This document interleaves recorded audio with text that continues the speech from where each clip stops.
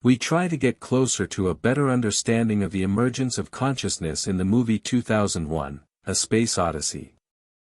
In the Dawn of Man sequence, the hominids live in a purely instinctual state.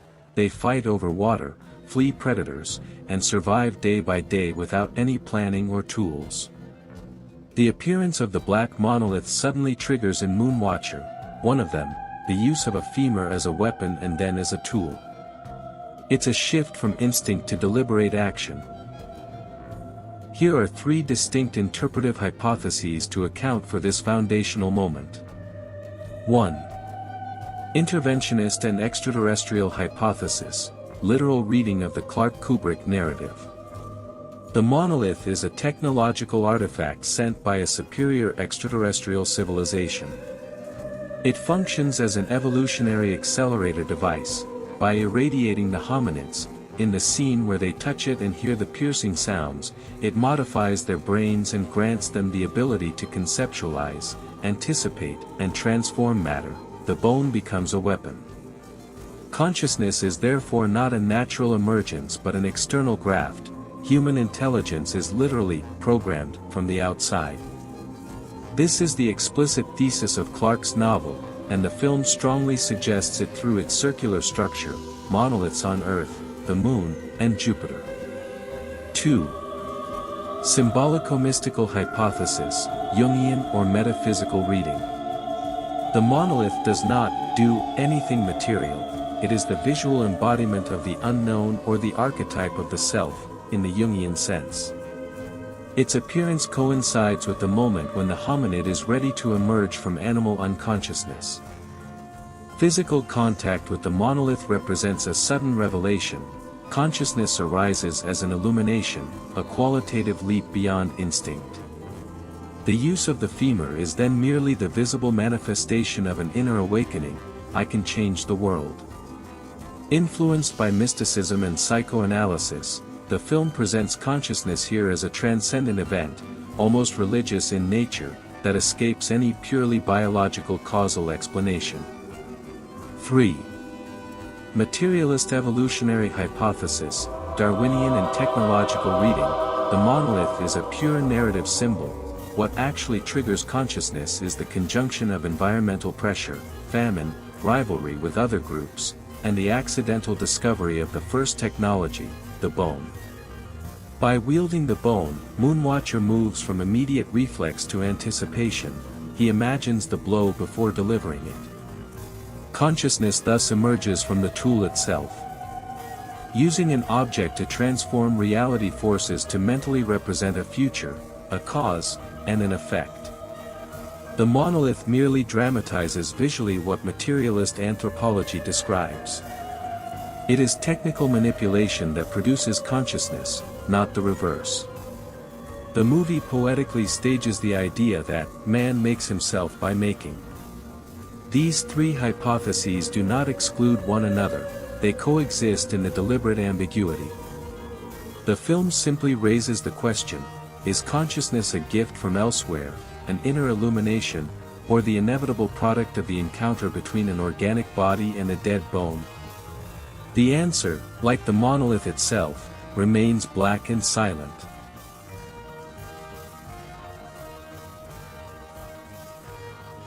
A band of Australopithecines struggles for survival in a harsh prehistoric landscape, living entirely by instinct, fighting over a waterhole, fleeing leopards, and foraging without tools or foresight. Then the black monolith appears. One hominid, later named Moonwatcher by Arthur C. Clarke in the companion novel, touches it. Moments later he lifts an animal femur, experiments with it as a club, and uses it to kill a rival and shatter an enemy skull. The cut to the bone spinning into a spaceship 4 million years later is justly famous. In that single gesture, instinct becomes intention, reaction becomes reflection, and the animal becomes, recognizably, human. Kubrick, the film director himself, described this moment as the birth of consciousness. Yet the film refuses to explain how or why it happens. The monolith remains silent, opaque, and utterly ambiguous. This deliberate silence has invited three major interpretive traditions. What follows is a clarification of these hypotheses. Hypothesis 1, the interventionist and extraterrestrial reading, literal narrative. The most straightforward explanation, and the one explicitly endorsed in Clarke's novel, is that the monolith is an alien artifact. An advanced extraterrestrial civilization, having long ago reached the limits of organic intelligence, designed these rectangular slabs as evolutionary, teaching machines. Placed at key transitional moments in planetary history, Earth 4 million years ago, the Moon in 2001, and Jupiter's vicinity later, they act as accelerators.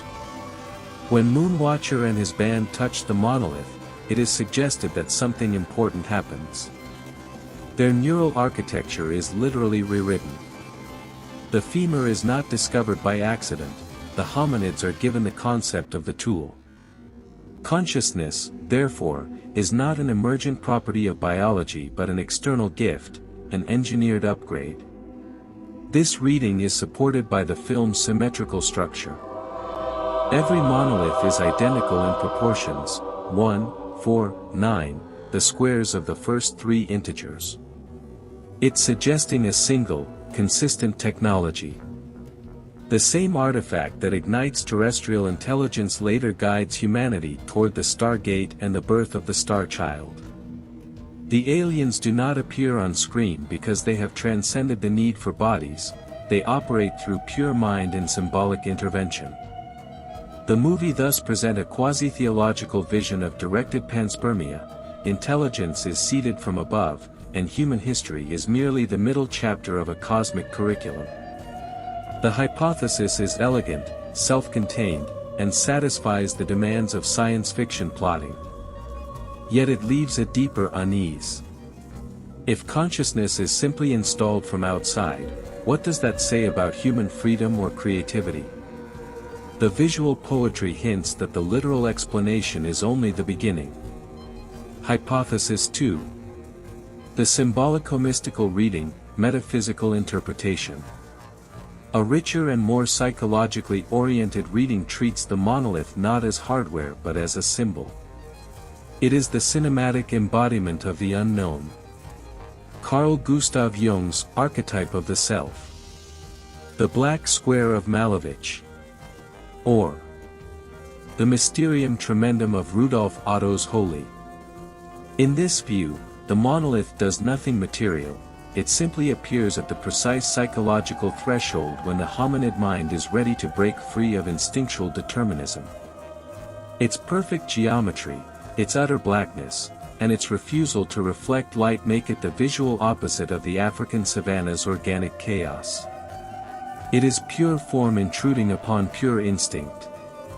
When Moonwatcher touches it, the famous high-pitched electronic screech is not a transmission but an internal psychic shock, the sound of the unconscious becoming conscious. Jungian psychology supplies the most precise vocabulary here. The Australopithecines represent the collective unconscious in its pre-individual state, a psyche wholly identified with the group, the environment, and the body. The monolith functions as the numinous image that constellates the archetype of the self. In touching it, Moonwatcher experiences what Jung called enantiodromia, the sudden reversal whereby the unconscious compensates for one-sidedness. The instinctual, reactive mind flips into its opposite, a reflective, future-oriented consciousness. The subsequent use of the femur is merely the external proof of an inner metamorphosis. The hominid does not merely discover the tool, he recognizes himself as a being who can stand apart from nature and manipulate it. This is why the sequence is saturated with religious iconography. The low-angle shots of the monolith against the sky evoke a cathedral, the slow, almost liturgical camera movement suggests ritual, the cut to the bone weapon feels like a Eucharistic transubstantiation, base matter becoming the instrument of dominion. The film director deliberately leaves the monolith without origin or purpose. By doing so he universalizes the experience.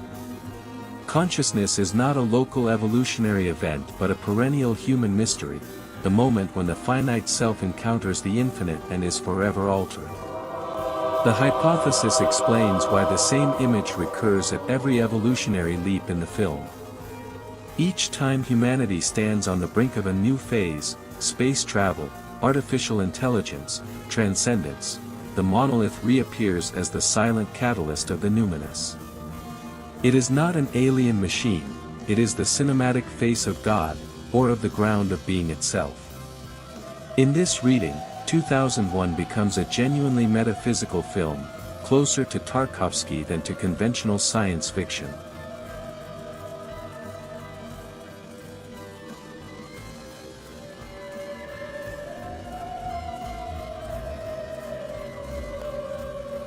Hypothesis 3. The materialist evolutionary reading, Darwinian and technological interpretation. The third hypothesis inverts the previous two.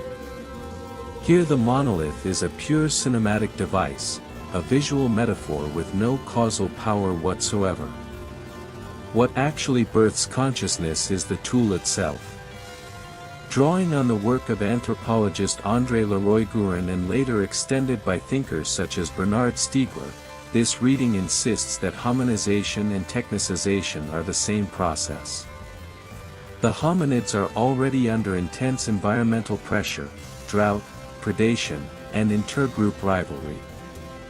In that crucible, an accidental discovery occurs. Moonwatcher, one of the hominids, picks up a femur and notices that it amplifies his striking force. The crucial leap is not the physical act but the mental one. He imagines the blow before he delivers it.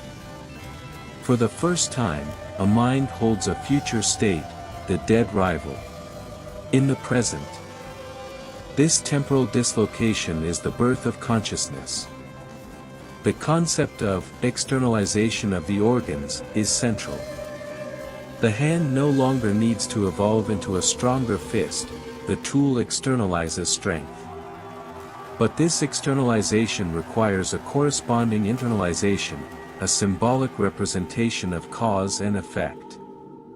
The brain must now store not only sensory data but hypotheses about the world. Memory becomes anticipatory, the self becomes separate from the environment. The monolith, in this reading, is simply a brilliant piece of cinematic shorthand. Its appearance dramatizes the invisible cognitive explosion that accompanies the first tool. The bone-to-spaceship matchcut then becomes the entire history of technology compressed into 4 seconds. Every subsequent machine is merely an elaboration of that first femur. This hypothesis is rigorously materialist. Consciousness does not descend from the stars or erupt from the depths of the psyche, it is co-produced by the body and its prostheses. Yet there is a tragic irony that pure Darwinism often misses. The very gesture that frees Moonwatcher, killing the rival with the club, also inaugurates violence, hierarchy, and the will to power.